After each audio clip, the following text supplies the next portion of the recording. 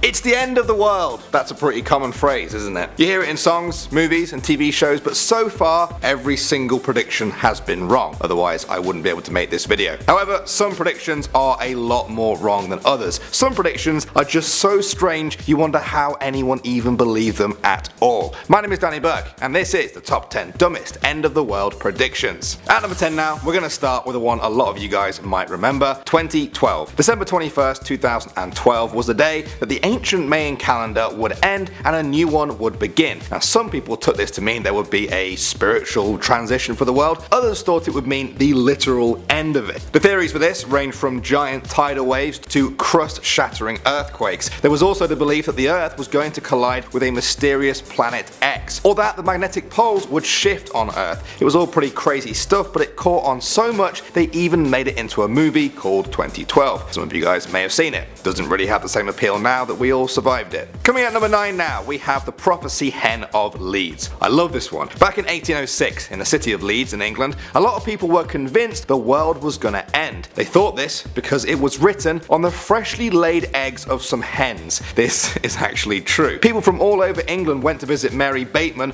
whose hens were said to be laying eggs with the phrase "Christ is coming" on them. People believed that this was a prophecy of doomsday, that Jesus was gonna come back and start the end times. Well, 1806 came and went, and the egg's words didn't actually come true. That's because Mary Bateman had faked them. She would write the messages on the egg and then insert them back up into the hens. I don't think the victims in this were the ones who believed all of it. I think it was the poor hens. Alright, coming out number 8 now, we have Y2K. Now a lot of you guys may be too young to remember this, but in the run up to the new millennium in 1999, a lot of people were scared of Y2K. Experts have pointed out that a lot of computers in the world weren't actually programmed to handle the change in date from 1999 to 2000. It sounds kind of stupid now, but it's true. Some people thought that this would bring the end of the digital age before it had even begun. The computer systems all over the world would just break down, the Y2K would cause a virus fatal to every computer and pretty much send us back to the Stone Age. In the end, some computers did break or display the wrong date, but we got past it. Now we've just got to hope that we fix all of this before the year 3000. We've got a little bit of time. Next up at number 7 now, we have Heaven's Gate. Now this one is dumb, but it's also kind of sad for me. See what you guys make of it though.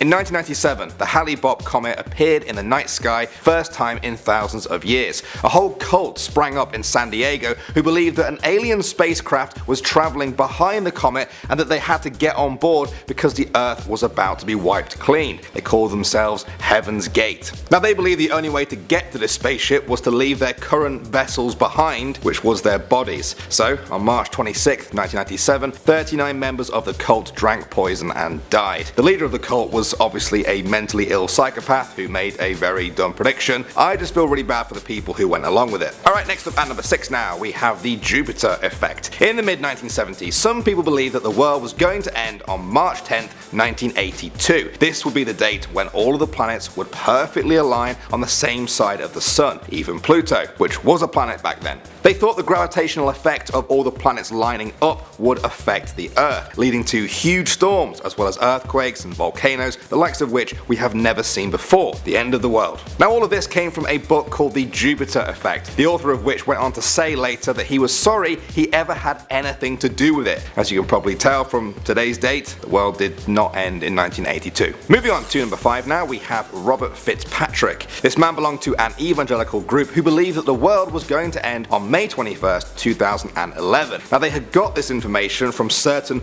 Bible passages and secret codes within them, and Robert decided he wanted to share this news with everyone. He then spent $140,000 of his own money traveling around America to warn other people that on this judgment day the earth would be swallowed up by fires, earthquakes and tsunamis. He said that only the righteous would be spared this fate by being sucked up into heaven. Robert gained quite a bit of fame in the lead up to this day and decided to prove everyone wrong in public by spending the very last hour in Times Square in New York. Now of course when it didn't happen he was mercilessly mocked by the crowd around him. He just sat there, kind of flicked through his Bible and kept saying he didn't understand why it hadn't happened. This is another one where I do feel kind of sad because this guy obviously had a serious disconnect from reality. Alright, coming at number 4 now, we have Obama is the Antichrist. A lot of people really like President Obama. Obama? Some people didn't, but I think everyone can agree he was definitely a human.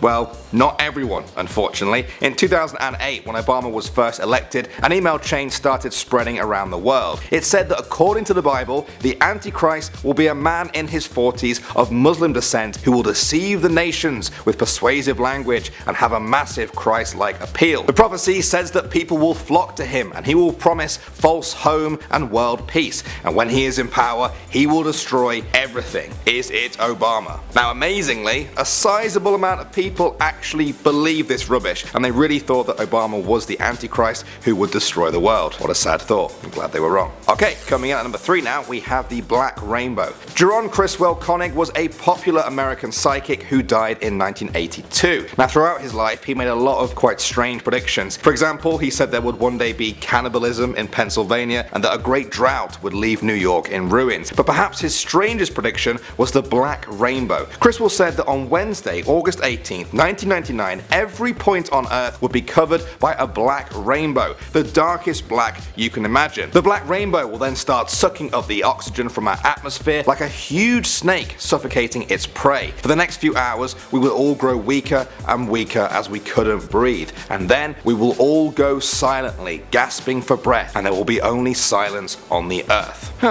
Lovely stuff. Well, I had my birthday not long after that day, and I remember the oxygen levels were pretty fine. Had some nice cake too. Alright, moving on to number 2 now, we have Baba Vanga. This Bulgarian woman who died in 1996 had the catchy name of Nostradamus from the Balkans. She made a bunch of different predictions, but one in particular stood out: World War III. She even gave the year this would happen, 2016. She said the continent of Europe will be left almost empty after being turned into a nuclear wasteland, almost entirely devoid of any life forms. I mean, to be fair now, with the way the past few years have been going, a nuclear war hasn't seemed quite so crazy as it used to be. Hopefully, if any of you guys are watching this years from now, things will have calmed down a little bit. But still, she said 2016, so she was wrong, technically. Sorry, Baba. And finally at number 1 now, guys, we have Pat Robertson. He is an American minister who is known for his evangelical Christian TV shows. Now, one of his shows was called the 700 Club, and in late 1976, he made a doomsday prediction on it. He said that in October or November 1982, the world would end. 4 years later, he clarified this by saying, "I guarantee you, by the end of 1982, there is going to be a judgment on the world." Obviously, like everything else on our list, he was sorely mistaken. But it wasn't all doom and gloom. In 2011, Robertson and other people who incorrectly predicted the end of the world were awarded the IG Nobel Prize, teaching the world to be careful when making mathematical assumptions and calculations. Ouch, that's gotta hurt.